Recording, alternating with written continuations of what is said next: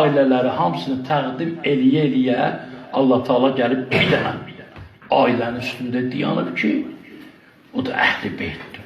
İnnəmâ yuridullah yusibə ankumur ric əhləl beyt və yutahhirakum təthira.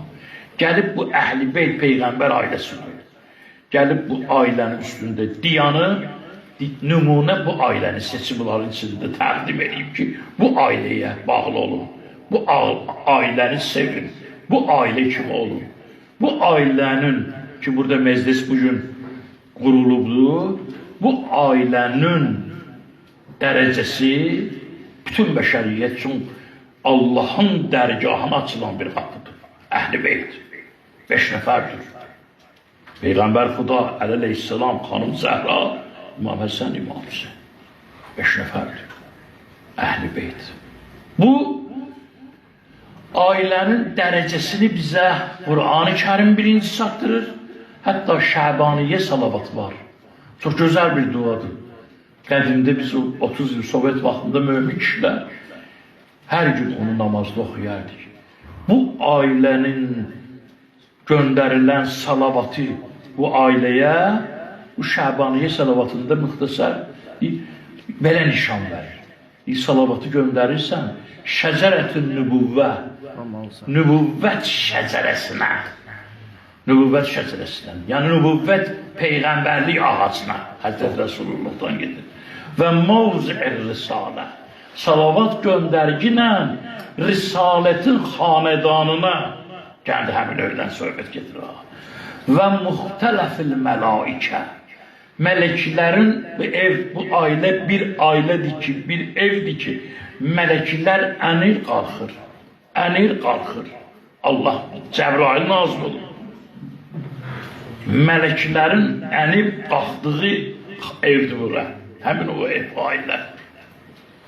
Və mədinil elm, bu ailə elmin mədənidir. Elmin mədənidir. Və Əhl-i Beytil vəhy. Bu ailə Əhl-i Beytdir, vəhyün ailəsidir bu. Sən bir dərəcəyə bax ki, yəni. Vəhyün ailəsidir, vəhy bu ailəyə nazil olur. Vəhy kiçik bir şeydir. Peyğəmbər Aleyhisselam ki buyurur, mənim Əhl-i Beytim Nuhun gəmisi misalındadır. Gəldi burada onu deyir. Deyir ki, əl-fulkil cariyə fil-lüzəzil qamirə. Deyir, bu necə ki İmam Hüseyin salam üçün buyurmuşdur ki, İnnəl Hüseynə misbahül hüda və səfinətün necat verən gəmidir. Peyğəmbərin bu ailəsi necat verən bir gəminin misalındadır ki, bir gəmi ki olar dalğaların üstündə, suyun üstündə, ləpələrin üstündə, dənizin dibində. Gəmi gedər, insanları xilas eləyər, gəmiyə kim səvar olsa. Yəmənü mən rəkibəha. Bunlar üçün deyir, bu Əhl-i Beyt üçün deyir. O gəmi misalındadır ki, hər kim bu Əhl-i Beytə yaxınlaşsa, yəmənü mən rəkibəha. Hər kim bu gəmiyə bizim dilimizdə minsə, yəni Əhl-i Beytlə bir yerdə olsa, əmində amanda olar. Hər kəs Peyğəmbərin Əhl-i Beyti ilə, ailəsi ilə bir yerdə olsa, onlara peyrovi olsa, əmin aman yaşayar. Və yəğrəqü mən tərəkəha. Hər kəs onları tərk eləsə, fikir versə, uzaq, Əhl-i Beytdən uzaqlaşdı, nə oldu? Bədbəxt oldu. İnsanın xoşbəxtliyinə dəlalət eləyən bir şey də Əhl-i Beyti sevməkdir. Əhl-i Beyt sevgisi insanın xoşbəxtliyinə dəlalət edir. Onu öyle deyir. Və yəğrəqü mən tərək. Necə o gəmiyi kim tərk eləsə tufanların, ləpələrin, dalğaların qoynunda məhv olacaq, batacaq suya. Əhl-i Beyti tərk edəmək məhv olmaydı. Əl-mütəqəddimu ləhum marib. Bu Əhl-i Beytdən kimsə özünü qabağa atmaq istəyər. Qabağa geçsin, Peyğəmbərdən qabağa geçmək olar.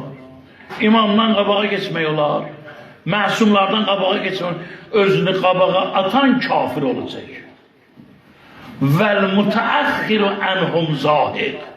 Hər kim bu əhl-i beytdən özünü gizlədə, dala salar, gizlənə. O da zail olacaq. Zail olacaq aradan gedir. Ne qabağa keçmək olar, ne de arkada gizlənmək olar.